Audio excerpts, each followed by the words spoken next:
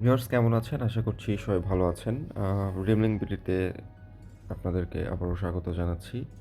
আজকে আপনাদের এই ভিডিওর মাধ্যমে জানানোর চেষ্টা করব বাবা লোকনাথ ব্রহ্মচারীর বারোদি আশ্রম সম্পর্কে এবং আমরা আজকে বারোদিতে যাচ্ছি। মূলত আমরা বাইকে যাচ্ছি। সো দেখতে থাকুন। আশা করছি ভিডিওটি আপনাদের ভালো লাগবে। আমরা এখন অন দ্য ওয়েতে আছি। আমরা ঢাকা চিটাগং মহাসড়ক হয়ে সোনারগাঁ হয়ে যাচ্ছি। সো দেখতে থাকুন। ঢাকা থেকে প্রায় ১.৫ ঘন্টা বাইক ড্রাইভের পরে আমরা পৌঁছে গিয়েছি বারোদি আশ্রম। দেখতে পাচ্ছেন বারোদি আশ্রমে প্রবেশের মূল ফটক এবং এই ফটকের সামনে ভেতরে পুজো দেওয়ার জন্য বিভিন্ন পূজার সামগ্রী পেয়ে যাবেন। এখান থেকে পুণ্যার্থীরা বিভিন্ন সামগ্রী কিনে ভেতরে প্রবেশ করেন এবং হাতের বাম দিকেও অনেক দোকান আছে যেখানে আপনার বিভিন্ন ধরনের পূজার দ্রব্যাদি পাওয়া যায়। আমরা প্রবেশ করেছি বারোদি আশ্রমের ভেতরে। দেখতে পাচ্ছেন বারোদি আশ্রম। আমি প্রায় ৪ থেকে ৫ বছর আগে একবার এসেছিলাম এখানে। এর মাঝখানে আর আসা হয়নি। তো অনেক দিন পরে এসে আমি একটু অবাকই হয়েছি, কেননা আশ্রমের ভেতরটা অনেকটাই পরিবর্তন হয়েছে। এখন যে আশ্রমটি দেখতে পাচ্ছেন এটি বাবার সমাধি আশ্রম। আর এইটা মূলত বাবা লোকনাথের মূল আশ্রম। এখন কিছুক্ষণের মধ্যে আমরা বাবা লোকনাথের মূল পোর্ট্রেটটি আপনারা দেখতে পাচ্ছেন। এই যে এখানে বাবার মূর্তিটি পোর্ট্রেটটি রাখা আছে। এখানেই সবাই পূজা দিয়ে থাকে এবং এটি একটি খুবই জাগ্রত এবং গুরুত্বপূর্ণ তীর্থস্থান হিন্দু ধর্মাবলম্বীদের জন্য। সো ঘুরে ঘুরে পুরো মন্দিরটি আমরা দেখাবো, কোথায় কী পরিবর্তন এসেছে ২৫ সালে। সেটি আপনাদেরকে এই ভিডিওর মাধ্যমে জানানোর চেষ্টা করব। আজকের দিনটা আসলে খুবই চমৎকার একটা ওয়েদার ছিল, যদিও একটু গরম ছিল, বাট ওয়েদার অনেক খোলামেলা ছিল। এখন যে অংশটি দেখতে পাচ্ছেন এটি মন্দিরের পেছনের অংশে প্রশাসনিক ভবন। এখান থেকে আপনারা প্রসাদ খাওয়ার জন্য টোকেন সংগ্রহ করতে পারবেন বা যদি থাকার প্রয়োজন হয় সে বিষয়ে তথ্য নিতে পারবেন। আর এই যে বিল্ডিংগুলো দেখছেন, এখানে অনেক পুণ্যার্থী বাংলাদেশের বিভিন্ন জায়গা থেকে এসে থাকেন। তো এটাই মূলত মূল ভবন, অফিস ভবন।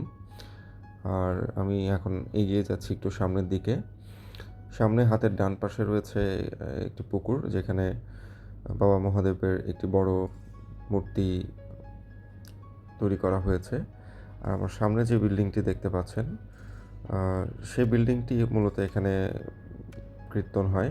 আর উপরের যে অংশটুকু দেখতে পাচ্ছেন এখানে অনেক কবুতর রয়েছে।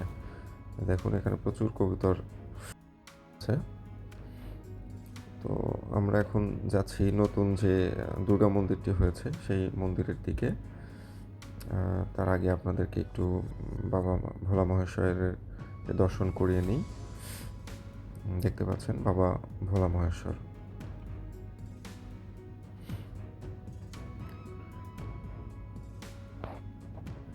তো এই ফাঁকে চলুন আপনাদেরকে কিছু তথ্য জানিয়ে রাখি। এই মন্দিরটি শ্রী শ্রী বাবা লোকনাথ ব্রহ্মচারী স্বয়ং নিজে প্রতিষ্ঠা করেন 1863 সালে। প্রতি বছর ১৯শে জ্যৈষ্ঠ এখানে হিন্দু সম্প্রদায়ের মহাপুরুষ বা লোকনাথ ব্রহ্মচারীর তিরোধান উৎসব পালিত হয়। ১৮৯০ সালের অর্থাৎ বাংলা ১২৯৭ সালের এই দিনে পরম পুরুষ শ্রী শ্রী লোকনাথ ব্রহ্মচারী দেহত্যাগ করেন। তার এই মহাকাল প্রায়ণের দিনটিকে ভক্তি এবং শ্রদ্ধার মধ্যে দিয়ে স্মরণ করার জন্যই এই উৎসব ও মেলার আয়োজন হয়। এই তিরোধান উৎসবে অংশগ্রহণ করতে প্রতিবেশী দেশ ভারত, নেপাল, ভুটান ও শ্রীলঙ্কা সহ বিভিন্ন স্থান থেকে এখানে এই আশ্রমে লক্ষ লক্ষ মানুষ সমবেত হন। এখন যে মন্দিরটি আপনারা দেখতে পাচ্ছেন এটি মূলত নতুন নবনির্মিত দুর্গা মন্দির। মন্দিরটি অসাধারণ লেগেছে। ভেতরে প্রবেশ করলে আপনারা দেখতে পারবেন মন্দিরটি আসলে কত সুন্দর। এর কারুকার্য সব কিছুই অসাধারণ লেগেছে। এই মন্দিরটি দেখতে দেখতে আরও একটি তথ্য আপনাদেরকে জানিয়ে রাখি। এই আশ্রমটি শুধুমাত্র যে হিন্দু ধর্মাবলম্বীদের তীর্থস্থান সেটি কিন্তু নয়, এটি বরং ধর্ম, বর্ণ, জাতি নির্বিশেষে সকল ধর্মের মানুষের কাছে এক মিলন মেলা হিসেবে পরিচিত। কারণ এখানে হিন্দু মুসলিম সব ধর্মের মানুষেরই এখানে সমাগম হয়। আর এখানে তিরোধান দিবস উপলক্ষে প্রতি বছরই বিশাল মেলার আয়োজন হয়। সেটি আসলে অসাধারণ একটা অনুষ্ঠান বলা চলে। আর এই মন্দিরটি মূলত অবস্থিত নারায়ণগঞ্জ জেলার বারোদিতে।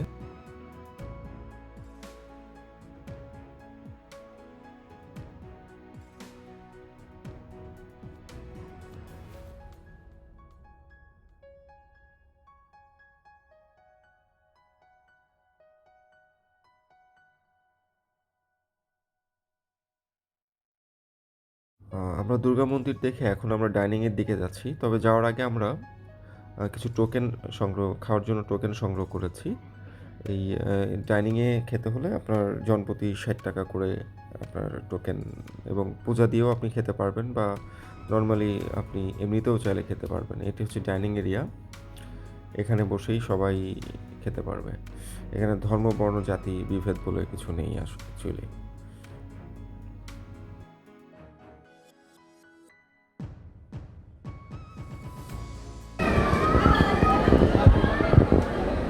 বাবার আশ্রমে এসে প্রসাদ, সিম্পল বাট অসাধারণ।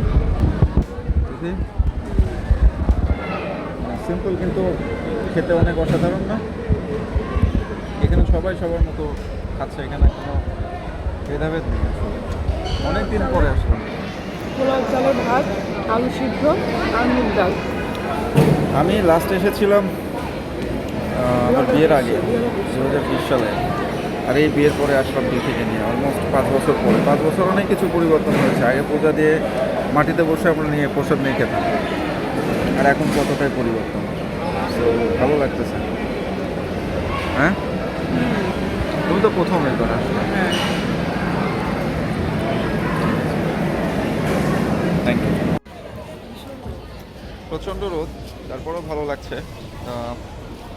বাবা লোকনাথের আশ্রমে এসেছি। বলেছিলাম যে আসবো বিয়ের পরে। বিয়ের আগে আসছে, এরপরে আর আসাতে নেই। বিয়ের পরে দিকে নিয়ে আসার কথা ছিল। সো এখন পুরোটাই পরিবর্তন হয়ে গেছে। প্রত্যেকটা অ্যাঙ্গেল, আমি অনেকবার আসছি, এর আগেও আসছি,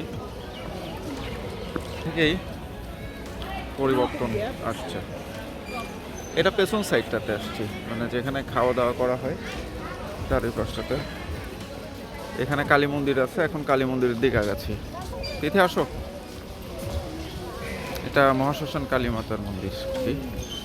সুন্দর একটা বটগাছ রয়েছে, খুবই মানে ক্লাম্প এনভায়রনমেন্ট।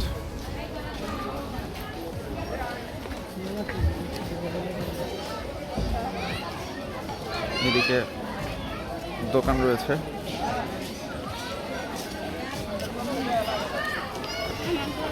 কেনাকাটা করার জন্য।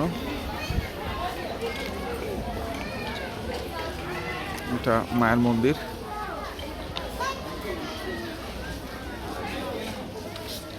এখানে বিভিন্ন ইয়ে আছে গোস্বামীদের। আর এই যেটা বারোদি মহাশ্মশান, এখানে। আর এই তো যে মায়ের মন্দির, এখানে মা রয়েছেন।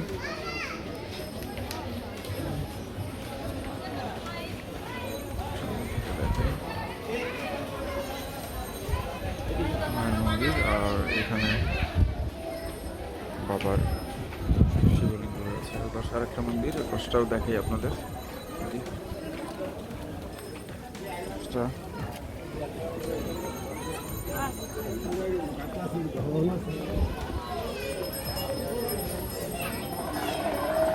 এখানেও রয়েছে আরেকটা মন্দির, দীননাথ ব্রহ্মচারী বাবার সমাধি এখানে। সো এই তো মন্দিরটা আগে থেকে অনেক ডেভেলপ হয়েছে, সো দেখতেই পাচ্ছেন। আচ্ছা, ওয়েদারটা খুবই ভালো লাগছে অনেক।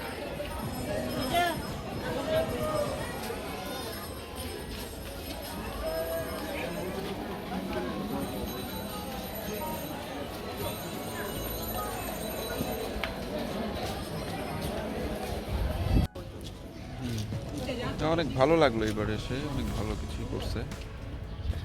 এটা পেছনের সাইডটা, সামনে একটা রাস্তা, আর এই যে নদীটা বয়ে গেছে এই পাশ দিয়ে, পেছন সাইডটা। এদিকে বাগানেরও ব্যবস্থা আছে, ফুলের বাগান করা হয়েছে। সো ভালো লাগলো এবার আসলে বাবার আশ্রমে এসে, অনেকটা গোছানো। আসো আসল একটু মায়ের কাছেই, যেখানে যে কাজে আসছি সেখানে। হ্যাঁ, কি ফুল?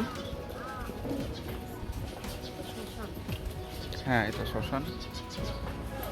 আর এই তো